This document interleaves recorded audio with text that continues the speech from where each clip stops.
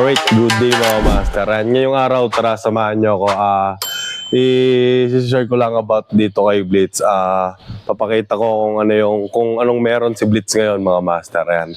Ito, bale, ayan, naka-Lexan na siya.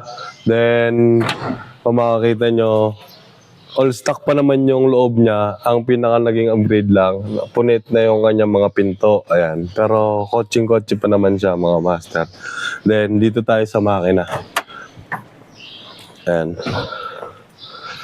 Ang makina ni Blitz mga master, naka 4G92 engine siya. Bali ang ginawa nating upgrade dito mga master, naka coil on plug siya, then naka intake manifold, throttle body, then naka headers lang siya. Tapos stock internals mga master. Then naka cam gear lang siya.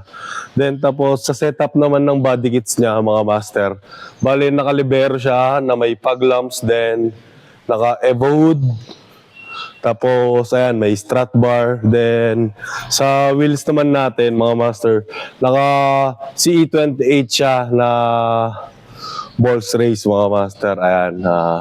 Tapos, ayan, tara, samahan nyo ako. Start natin siya, mga master.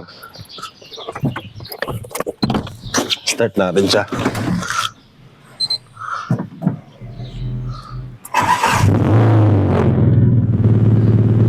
Ayan.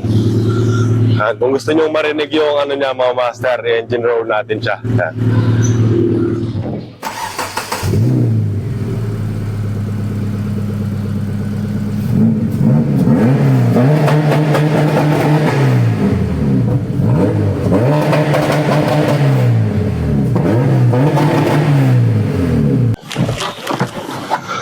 Ayan mga master, kung narinig nyo yung engine roll ni Blitz. Ngayon naman, papakita ko sa inyo mga master kung ano yung review natin dun sa oil na ginamit natin kahapon. Bale, ito nga pala yung oil na ginamit. Ayan. Kung makikita nyo, i-check natin kung paano pakalinis yung, ayun, linaw pa mga master.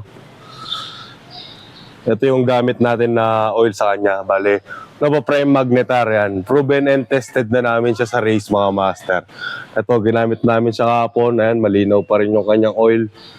All goods pa rin mga master. Nova Prime number 1. Ayan na mga master. Dito na magtatapos yung ka-review natin kay Blitz. Ayan, bago tayo magtapos, gusto ko lang po magpasalamat kay Nova Prime at kay Jora Corporation. Lalo-lalo na kay Sir Joe Migs Albero. Maraming salamat po sa inyo, sir.